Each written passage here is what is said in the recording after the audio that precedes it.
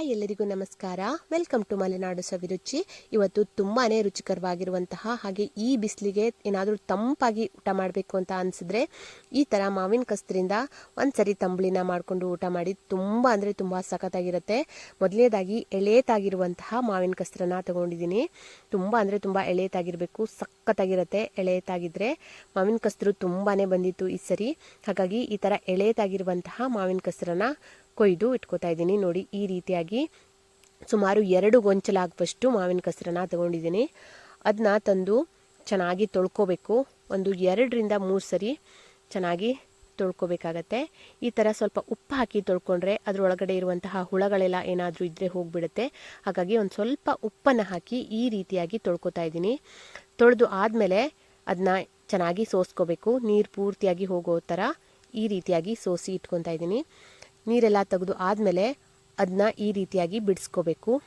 ನೋಡಿ, ಹೀಗೆ ಅದರ ದಂಟನ್ನೆಲ್ಲ ತೆಗೆದು ಸೈಡಲ್ಲಿ ಇಟ್ಕೋಬೇಕು. ಮಾವಿನ ಕಸ್ತರನ್ನು ಮಾತ್ರನೇ ಇಟ್ಕೋಬೇಕಾಗತ್ತೆ. ನೋಡಿ, ಹೀಗೆ ಈ ರೀತಿಯಾಗಿ ಮಾವಿನ ಕಸ್ತರನ್ನೆಲ್ಲ ಈ ಥರ ತೆಗೆದು ಇಟ್ಕೋತಾ ಇದ್ದೀನಿ. ನೋಡಿ, ಹೀಗೆ ಈ ರೀತಿಯಾಗಿ ಮಾವಿನ ಕಸ್ತರನ್ನ ತಗೊಳ್ಬೇಕು. ಮಾವಿನ ಕಸ್ತರನ್ನೆಲ್ಲ ತೆಗೆದು ಇಟ್ಕೊಂಡು ಇದನ್ನ ಈಗ ಹುರ್ಕೋಬೇಕಾಗತ್ತೆ.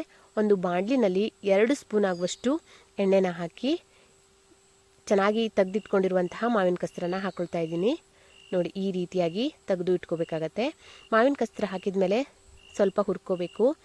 ಈ ರೀತಿಯಾಗಿ ಸ್ವಲ್ಪ 2 ಸ್ಪೂನ್ ಆಗುವಷ್ಟು ಎಣ್ಣೆನ ಹಾಕಿ ಹುರ್ಕೋತಾ ಇದ್ದೀನಿ.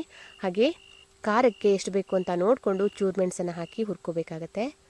ಮಾವಿನ ಕಸ್ತರು ಸ್ವಲ್ಪ ಹುರ್ಕೊಂಡಾದಮೇಲೆ ನಾನು ಚೂರು ಮೆಣಸನ್ನು ಹಾಕ್ಕೊಳ್ತಾ ಇದ್ದೀನಿ. ಚೂರು ಮೆಣಸಿಲ್ಲ ಅನ್ನೋದಾದರೆ ಹಸಿಮೆಣಸನ್ನು ಕೂಡ ಹಾಕ್ಕೊಳ್ಬೋದು. ಈ ರೀತಿಯಾಗಿ ಚೂರು ಮೆಣಸನ್ನು ಹಾಕಿ ಸ್ವಲ್ಪ ಕಲರ್ ಚೇಂಜ್ ಆಗಬೇಕು. ಮಾವಿನ ಕಸ್ತರು ಸ್ವಲ್ಪ ಕಲರ್ ಚೇಂಜ್ ಆಗೋ ತನಕನೂ ಹುರ್ಕೋಬೇಕಾಗತ್ತೆ. ನೋಡಿ, ಈ ಥರ ಲೈಟಾಗಿ ಕಲರ್ ಚೇಂಜ್ ಆಗುತ್ತೆ.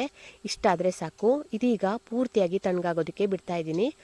ಅಷ್ಟರಲ್ಲಿ ಮಿಕ್ಸಿ ಜಾರಲ್ಲಿ 1 ಕಪ್ ಆಗುವಷ್ಟು ಹಸಿ ತೆಂಗಿನ ತುರಿನ ತೊಗೊಂಡಿದ್ದೀನಿ. ಅದನ್ನ ಈಗ ಸೇರಿಸ್ಕೊತಾ ಇದ್ದೀನಿ.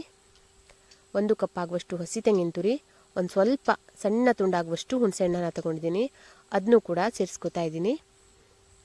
ಕಾಯಿ ತುರಿ ಮತ್ತು ಹುಣಸೆಹಣ್ಣನ್ನು ಹಾಕಿದ ಮೇಲೆ ರುಚಿಗೆ ತಕ್ಕಷ್ಟು ಉಪ್ಪನ್ನು ಹಾಕ್ಕೊಳ್ತಾ ಇದ್ದೀನಿ. ಉಪ್ಪು ಹಾಕಿ ಅದಕ್ಕೆ ಜೀರಿಗೆ ಬೇಕಾಗತ್ತೆ. ಒಂದು ಸಣ್ಣ ಸ್ಪೂನಲ್ಲಿ 1 ಸ್ಪೂನ್ ಆಗುವಷ್ಟು ಜೀರಿಗೆನೂ ಕೂಡ ಸೇರಿಸ್ಕೊತಾ ಇದ್ದೀನಿ. ಜೀರಿಗೆ ಹಾಕಿದ ಮೇಲೆ ಹುರಿದಿಟ್ಕೊಂಡಿದ್ವಲ್ಲ ಮಾವಿನ ಕಸ್ತರು, ಅದನ್ನು ಕೂಡ ಸೇರಿಸ್ಕೊತಾ ಇದ್ದೀನಿ. ಪೂರ್ತಿಯಾಗಿ ತಣ್ಣಗಾಗಿದೆ. ತಣ್ಣಗಾಗಿರುವಂತಹ ಮಾವಿನ ಕಸ್ತರನ್ನ ಸೇರಿಸ್ಕೊತಾ ಇದ್ದೀನಿ. ಹಾಗೆ ಸ್ವಲ್ಪ ನೀರು ಹಾಕಿ ರುಬ್ಕೊಳ್ಳೋದು ಅಷ್ಟೇ. ಎಷ್ಟು ಸಾಧ್ಯನೋ ಅಷ್ಟು ನುಣ್ಣಗೆ ರುಬ್ಕೋಬೇಕಾಗತ್ತೆ.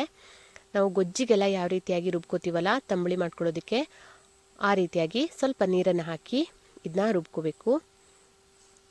ರುಬ್ಬಿರೋದನ್ನು ಈಗ ಒಂದು ಪಾತ್ರೆಯಲ್ಲಿ ಸೇರಿಸ್ಕೊತಾ ಇದ್ದೀನಿ.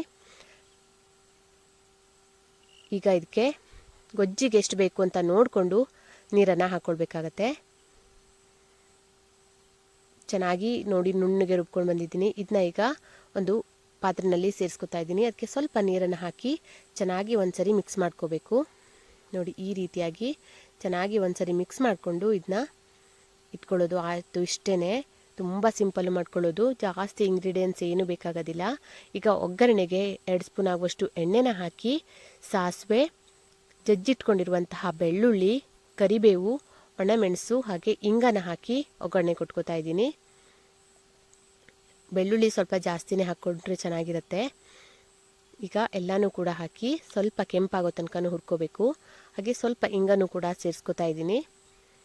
ಒಗ್ಗರಣೆ ಎಲ್ಲ ಸ್ವಲ್ಪ ಕೆಂಪಾದ್ಮೇಲೆ ಇಂಗನ ಹಾಕಿ ಪೂರ್ತಿಯಾಗಿ ಕಲರ್ ಚೇಂಜ್ ಆಗಬೇಕು. ಘಮ ಬರುತ್ತೆ, ಅಲ್ಲಿ ತನಕನೂ ಇದನ್ನ ಹುರ್ಕೋಬೇಕು. ಸ್ವಲ್ಪ ಕಲರ್ ಚೇಂಜ್ ಆದರೆ ಚೆನ್ನಾಗಿ ಘಮ ಬರುತ್ತೆ.